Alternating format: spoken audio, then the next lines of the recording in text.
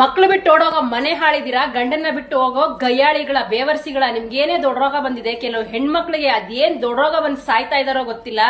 Instagram, Facebook ಅನ್ನೋದನ್ನ just ಒಂದು entertainment ಅಂತ ತಿಳ್ಕೊಳ್ಳಿ. ರೀಲ್ಸ್ ಆಗಿ ನೋಡಿ. ನಿಮ್ನ ತ್ರಿಪುರ ಸುಂದರಿ ಆಗಿದ್ಯಾ, ನಿನ್ ನೈಲ್ ಸಖತ್ತಾಗಿದೆ, ನಿಮ್ ಸ್ಮೈಲ್ ಸಖತ್ತಾಗಿದೆ, ನಿಮ್ ಹಲ್ ಸಖತ್ತಾಗಿದೆ, ನಿಮ್ ಕಣ್ ಸಖತ್ತಾಗಿದೆ, ನೀನ್ ಸೂಪರ್ ಆಗಿದ್ಯಾ, ಮೋನಾಲಿಸಾ ತರ ಇದ್ಯಾ ಅಂದ್ರೆ ಅದನ್ನ ಅರ್ಥ ಮಾಡ್ಕೋ ಫಸ್ಟ್. ಯಾವನಾನ ಒಳ್ಳೆಯವನು, ಒಳ್ಳೆ ಹುಡುಗ, ಒಳ್ಳೆ ಸಂಸ್ಕಾರ ಅಂತ ಇರೋನು ಯಾವನು ಆತರ ಹೇಳೋದಿಲ್ಲ. ಯಾವನು ಮೆಸೇಜ್ ಮಾಡೋದು, ಫೋನ್ ಮಾಡೋದಿಲ್ಲ.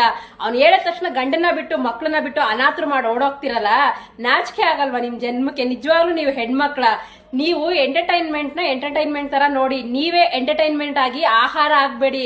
ಒಬ್ಬ ಮದ್ವೆ ಆಗಿರೋ ಹುಡುಗಿನ ಕರ್ಕೊಂಡು ಓಡೋಗ್ತಾನೆ ಅಂದ್ರೆ ಅಂತವನ್ಗೆ ನೀವು ಎಷ್ಟ್ ಜನ ಒಳ್ಳೆಯವನಾಗಿರೋನು. ಅವಳು ನಮ್ಮ ಅಕ್ಕ ತಂಗಿ ತರ, ಅವಳಿಗೆ ಮೆಸೇಜ್ ಮಾಡಬಾರ್ದು, ಅವಳಿಗೆ ಕಾಲ್ ಮಾಡಬಾರ್ದು, ಅವಳ ಮಕ್ಳನ್ನ ಅನಾಥರು ಮಾಡಬಾರ್ದು, ಅವ್ನ ಗಂಡನ್ ಜೀವನ ಹಾಳು ಮಾಡಬಾರ್ದು ಅಂತ ನೋಡ್ತಾರೆ. ಯಾವನೋ ಗೊತ್ತು